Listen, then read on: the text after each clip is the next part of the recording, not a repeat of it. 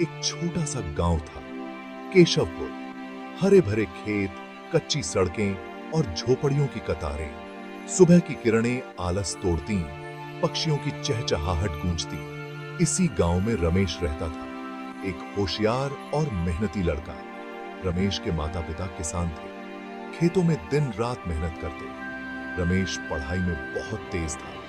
वह गांव के सरकारी स्कूल में पढ़ता था। मास्टर जी कहते थे, रमेश में तो अद्भुत प्रतिभा है। रमेश के सपने बड़े थे।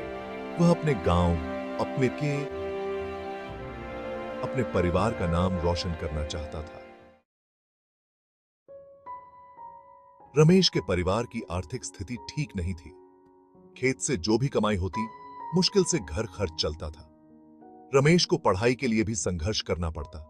कई बार उसके पास किताबें और कॉपी खरीदने के लिए पैसे नहीं होते थे। वह अपने दोस्तों से किताबें मांगकर पढ़ाई करता। मां बाप की परेशानी देखकर रमेश का मन दुखी होता।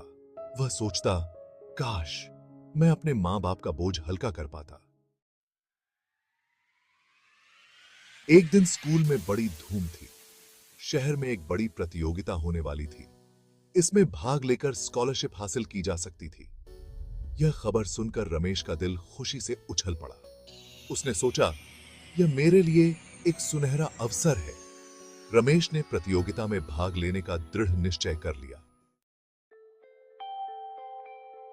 अब रमेश दिन रात पढ़ाई में जुट गया। सुबह जल्दी उठकर वह खेतों में काम करता। शाम को स्कूल से आकर फिर पढ़ाई। रात में लालटेन की रोशनी में वह देर तक पढ़ता रहता। उसकी मां कहती, बेटा इतनी मेहनत मत करो, तबीयत खराब हो जाएगी। रमेश मुस्कुराकर कहता, मां चिंता मत करो, मैं अपनी मंजिल जरूर पाऊंगा। आखिरकार प्रतियोगिता का दिन आ ही गया। रमेश पूरी तैयारी के साथ परीक्षा देने गया। प्रश्न पत्र देखकर वह खुश हुआ। सारे प्रश्न उसे आते थे।